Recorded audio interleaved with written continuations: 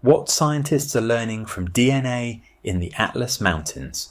What if a landscape, silent for thousands of years, held the genetic memory of one of the oldest unbroken human bloodlines? What if the answers to humanity's oldest migrations weren't buried beneath temples or cities, but beneath stone, wind, and silence? What if these mountains, the Atlas, standing like ancient guardians across North Africa, were more than terrain? What if they remembered? Here's the mystery. No ancient DNA has ever been recovered directly from the high peaks of the Atlas. And yet, from the surrounding caves and shelters, scientists are uncovering the oldest human genomes ever sequenced on the African continent. Start with Taforalt Cave, northeast Morocco, dated between 15,100 and 14,000 years ago, where a dozen bodies were unearthed from the Ibero-Maurusian layer. These weren't just early humans, these were the ancestors of today's Amazigh. And they held secrets hidden in their bones. Their DNA wasn't simple. It was a collision of two ancestral lineages. One, autochthonous Maghrebi, deeply North African. The other, shockingly Natufian-like ancestry from the ancient Levant across the sea in modern-day Israel and Palestine. Even more surprising, these individuals carried 0.6 to 0.9% Neanderthal DNA, significantly higher than modern sub-Saharan Africans and nearly as much as early Eurasians.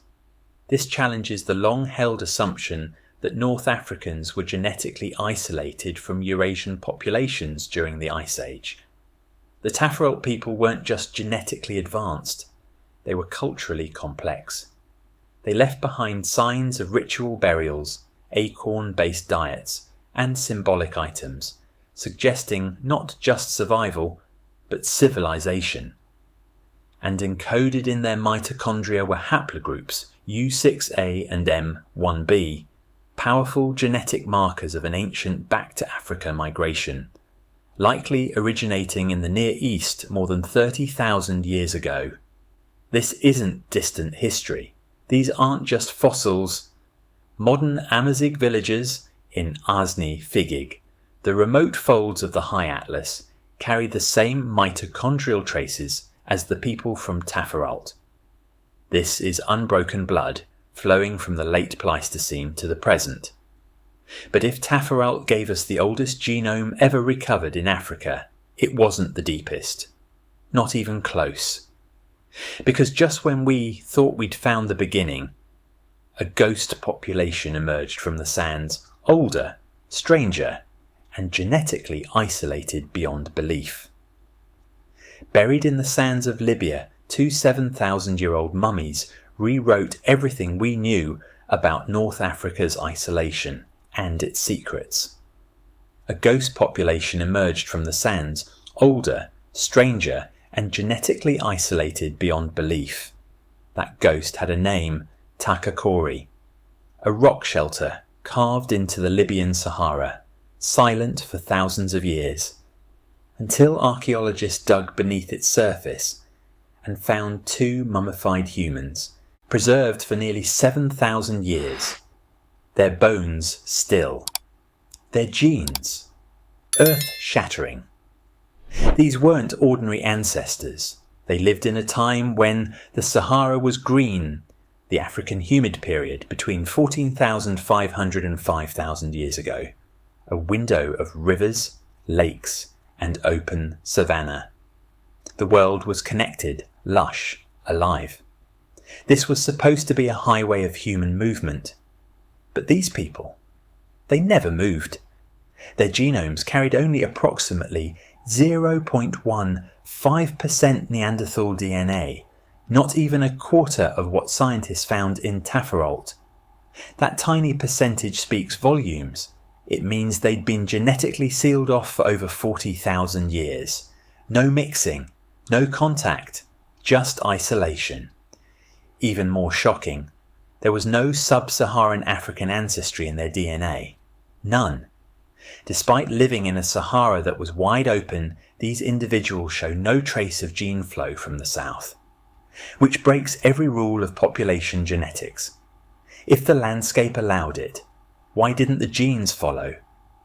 And yet, something else did. These people were pastoralists. They herded animals. They left behind tools, remains of domesticated goats, signs of culture. But this knowledge, this way of life, didn't come through mass migration. It came through cultural diffusion, the movement of ideas without the movement of bodies. So here's the contradiction. The Sahara was open but genetically closed, and the Takakori mummies prove it. They are not just ancient, they are ancestral islands, untouched by the tides of time. But the story didn't stop there, because when scientists placed their DNA beside that of Tafarolt, those mountain dwellers from Morocco, they found a connection, a signal, a shared fingerprint that, by all logic, should not exist. Because when these two ancient worlds were compared, one hidden in mountain caves, the other buried beneath desert sands, they shared a genetic fingerprint that should have been impossible. Two populations separated by time and desert, yet they carry the same ancestral signal. How? That fingerprint shattered the map of ancient migration, because the Tafarolt individuals, those buried in the Moroccan mountains 15,000 years ago, didn't just show a mix of North African and Levantine ancestry. They carried something else. In 2025, a new analysis shook the core of archaeogenetics. The genome of Tafarolt revealed an approximately 40% match with the deeply isolated lineage of Takakori, those ghost mummies of the Central Sahara.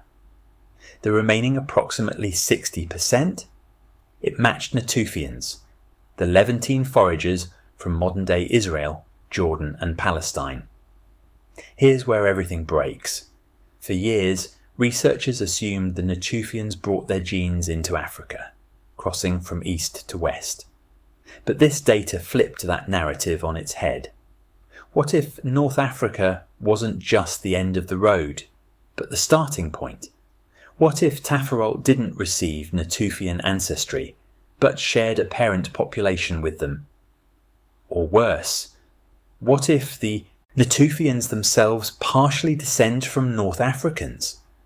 Because now, with genome sequencing at ultra-high resolution, we can trace divergence timelines. The lineages carried by Takakori and Tafarolt, they split from other Africans over 50,000 years ago, right around the out of Africa migration. But they didn't go north. They stayed, isolated, evolving. For thousands of years, this hidden African lineage existed in parallel with the rest of humanity, unseen, untouched, unmixed, until it quietly resurfaced in a burial cave and a desert tomb. Their genes are not just old, they're ancestral blueprints, older than the languages we speak, older than the tools we use. This twist doesn't just reshape science, it reshapes identity. Because it means Africa shaped the genes of the ancient Near East, not the other way around. But even that wasn't the final reveal, because buried within another layer of DNA was a new signal, one that didn't whisper of survival, but conquest. What if every empire left a fingerprint in our DNA, a signal of kingdoms carved across sand, of bloodlines bent by war? This was not genetic drift, it was genetic rewriting, stamped into the chromosomes of millions. Every empire leaves a scar, and in North Africa, those scars speak loudest through the genome. Modern North Africans are not the descendants of one people, but many. Their DNA is a layered palimpsest, ancient Maghrebi roots, Levantine threads, European strands, and sub-Saharan echoes, all bound together over millennia. But those layers didn't blend evenly. There's a cline, a geographical genetic gradient. Near Eastern ancestry dominates Tunisia, where Islamic dynasties took early root. But as you move west toward Algeria and Morocco, the indigenous Berber signature intensifies. In remote Amazigh regions of the Atlas, that ancient genome still stands defiant. This isn't guesswork. It's been time-stamped. Using admixture dating, scientists have identified exact waves of foreign ancestry entering the region. One peak appears around the 7th century CE, perfectly aligning with the Arab conquests, when Umayyad armies crossed into North Africa, bringing not just Islam, but also JM267, a Y chromosome haplogroup from the Arabian Peninsula. This haplogroup is now common in coastal cities and former trade routes. Then comes the darker wave, around 1,200 years ago, matching the timeline of the trans-Saharan slave trade. Genetic evidence shows a spike in sub-Saharan ancestry, particularly in southern Morocco and oases along caravan paths. It's a silent record of millions trafficked, a history often erased from stone but preserved in blood. Yet through all these layers, one marker stands older than all. E1b1b1b, known as E-M81, the Berber marker. It emerged around 14,200 years ago during the Epipaleolithic. It's still found in over 80% of Amazigh men today, from Atlas shepherds to Saharan. Nomads, a lineage that predates every king, every empire, every border. But while men's Y chromosomes recorded the wars, mothers remembered something older. Because even as empires rose and fell, the mitochondrial DNA, passed from mother to daughter, refused to forget the beginning. The maternal line doesn't lie. It remembers the migrations we forgot. And that's where the real story begins. Not with war, not with empire, but with a whisper that travelled silently through generations of women. A whisper carried in the mitochondria, the maternal code that doesn't skip, doesn't blend, it remembers. In the Atlas Mountains, that code speaks through two ancient voices, haplogroups U6 and M1. These are not recent arrivals. They are markers of a prehistoric return, a back to Africa migration that likely began over 12,000 years ago, maybe more. These weren't conquerors. These were families, carriers of culture, language, firelight, whose genetic echoes still live inside Amazigh women today. And then there's something even stranger. Embedded in this maternal chain are lineages like H1 and H3, mitochondrial signatures found widely in Iberia. Their presence in North Africa dates back nearly 11,000 years, suggesting Paleolithic contact across the Strait of Gibraltar. Long before the written word, long before the idea of Spain or Morocco even existed, these women crossed water not to conquer but to survive, to begin again. What we see in North Africa is a gendered pattern, not just in war, but in DNA. Empires came with men. Their Y DNA left deep footprints, like JM267 from Arabia, stamped across the post-Islamic genome. But the mitochondrial DNA? It stayed, stubborn, local, ancient, mostly pre-Islamic. That means even as languages changed, even as mosques replaced temples, and scripts replaced symbols, the women held the line. In mitochondrial code, there is no Arab conquest, no Roman rule, no French occupation. There is only continuity. And that is the secret of North Africa's endurance. It was never about who ruled, but who remembered. And mothers remember everything. But the story wasn't finished. Because there were still gaps in this genetic puzzle, gaps filled not by humans, but by scorpions. If you can't find the ancient human DNA, follow the animals that never left. When the bones ran silent, when the burials ran dry, scientists turned to what had survived unbroken, creatures that never migrated, never left, never forgot. Enter the Buthus scorpion, one of the oldest, most stationary life forms in the Atlas Mountains. It doesn't travel far. It doesn't blend. It adapts. It stays. So when researchers couldn't find enough ancient human DNA in the region, they studied what had been here all along. Over 91 scorpions were collected from 51 different locations, scattered across the ridges and valleys of the High Atlas. Their mitochondrial DNA, specifically the COI gene, told a story eerily familiar.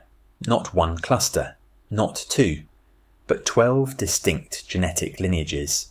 Each valley, each fold of rock, held its own isolated version of the same species. This phenomenon is called microallopatry, extreme local genetic separation within a single region. And it proves something devastatingly simple.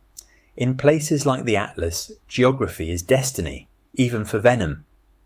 But this wasn't just about scorpions. If these creatures, who could sting and crawl and hide in cracks, still couldn't cross certain ridges, then what about humans?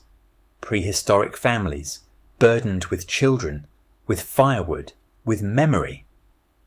What if the mountains didn't just separate? What if they sealed? That changed everything. It suggested that ancient human groups, living just kilometers apart, could have remained genetically isolated for thousands of years, preserving unique ancestries, rituals, languages and identities in each hidden fold of the land. Not because they refused to mix, but because the earth wouldn't let them. The Atlas wasn't just a wall. It was a womb, a trap, a tomb, and inside it, pockets of untouched bloodlines waited for millennia. And one of those bloodlines wasn't just old. Because deeper in the mountains, one tribe's DNA wouldn't just be ancient, it would rewrite what it means to be North African. How did a people, isolated for thousands of years, preserve a genetic signature older than their language? And yet, they were never part of the story. In the high-altitude valleys of the central and eastern High Atlas, where winter cuts off roads and summer melts stone, live communities whose genetic footprint defies history. Their names rarely appear in textbooks, but their genomes tell the oldest tale ever written in blood. Researchers focusing on endogamous Amazigh tribes, especially the Ishalin and Ida U Semlal, uncovered a startling pattern. Near zero admixture with Arab, European, or even sub-Saharan populations. Their autosomal profiles retain high frequencies of Maghrebi-specific ancestry, similar to Ibero-Maurusian components identified at Taforalt Cave, dated 15,000 years ago. They carry EM81 at dominant rates, but their real anomaly lies in the absence. The lack of later signatures, like J, 1M267, or sub-Saharan mitochondrial inputs, which are widespread elsewhere. Their genome is a genetic fossil, untouched by the churn of conquests. Linguistically, these groups speak Takelhit dialects, but embedded within them are archaic morphemes and structures that predate Arabic influence. Linguists have compared certain syntactic elements to Proto-Afroasiatic roots, suggesting that while language evolved, its deepest bones remained. Culturally, these groups practice ritual agriculture, seasonal transhumance, and observe astronomical festivals that mirror Neolithic solar calendars more than Islamic or Roman timekeeping. Their oral traditions speak of the people of the sky, and their burial customs, often in isolated stone cists, echo pre-Islamic spiritual landscapes. This was not resistance, it was resilience, geographical, social, and maternal. Isolation didn't just preserve their DNA, it froze a prehistoric identity that contradicts the dominant Arabization narrative. Because contrary to popular belief, Arabization in North Africa was a veneer, Linguistic, yes. Religious, yes. But genetically? The core never shifted. And if the Arab-Berber divide is a myth, then what about the timeline itself?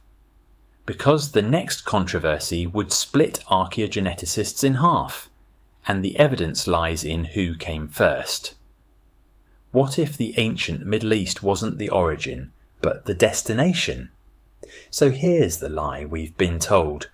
The Levant was a fountainhead of humanity, its Natufian people flowing into North Africa, seeding the Ibero-Maurusian culture with fresh genes.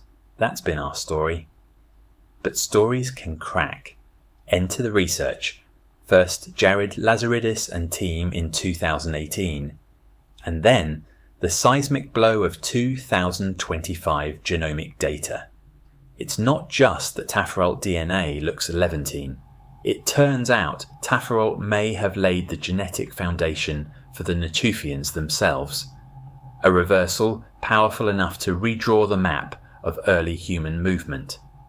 Imagine this: the Taforalt individuals living between 15,100 and 14,000 years ago carried not just a North African signature, but a blend, one coming from the Caucasus Dzudzuana-like lineage, and another, an ancient North African line we know from Takakori. It's not a mirror image, it's a fusion. And it's older. That suggests North Africa wasn't a genetic endpoint. It was a source, a crossroads, a creative hub, not waiting for migrants, generating them. Picture early humans stepping out of the Atlas region, moving eastward across rugged landscapes. Not east to west migration, but west to east dispersal. Humanity's blueprint may have begun here, in rock shelters and mountain valleys, sending its language and genes eastward into the Levant. This flips paradigms. It reframes North Africa, not as passive but proactive, as origin, not destination, as mother, not supremum. And this isn't academic whimsy. Improved sequencing and high-resolution admixture modelling back it. Radiocarbon gives us the dates. Haplogroups whisper of this westward push. Every piece whispers revolution. But the story doesn't stop there. Because this redefinition of origins is just the beginning. How do you recover DNA from the oldest people in the hottest continent? But how do you prove it when the bones themselves are breaking down? For decades, North Africa was considered a genetic dead zone. Too hot, too dry, too acidic for DNA to survive. Scientists feared that its ancient stories were lost forever. Every burial site, every cave, sealed by time and climate. But not anymore. The breakthrough didn't come from brute force. It came from patience and precision. At the Institute for Evolutionary Biology in Barcelona, teams developed protocols designed for hellish environments. They used EDTA to soften the mineral lock around DNA, UV sterilization to kill surface contaminants, silica bonding to trap what little genetic material remained, and Proteinase K to dissolve everything that didn't belong. Bone dust, barely a whisper of carbon left. Suddenly, whispering stories again. And in the heart of these whispers, ancient names rise. Not literal ones, but genomic ones. Mitochondrial DNA haplogroups like U6, M1, H1, preserved across time, carried from prehistoric women to modern Berber daughters. Their lineage survived the heat.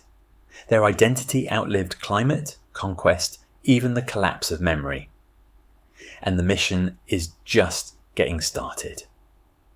In 2025, Europe launched the Ancient DNA Atlas of Humanity, aiming to sequence over 10,000 ancient individuals worldwide, including uncharted burials across the Atlas Mountains, Sahara oases, and forgotten Maghrebi tombs. It's the biggest project of its kind, and it's already rewriting human history, one fragile molecule at a time. So far we've heard from Taforalt, from Takakori, from scorpions and stone, but the atlas still holds its breath, because there's one genome no one has found yet, not fully. One story buried deeper, older, stranger than the rest. And the next genome to be recovered from the Atlas Mountains may rewrite our very definition of North African. Every face in the atlas is a canvas, painted by millennia of movement, memory and mystery. But what if that definition is already written across every cheekbone, every accent, every eye? Stand at a market in Asni, in the High Atlas. Look around. Some faces carry the U6 haplogroup, traced all the way back to the Paleolithic, born of Eurasian back migration over 12,000 years ago. Others, quietly, carry L3A, linked to ancient sub-Saharan ancestry, surfacing through threads of the trans-Saharan trade, whose shadows still stretch from the 12th to the 19th century. You don't need a lab to see it, you feel it in the tension between hilltop isolation and imperial pull. The Berbers of Asni hold 11% U6, but further east in Figig that flips 21% L3E. Same language family, same landscape, but entirely different blood echoes. Genetics isn't a map, it's a mosaic.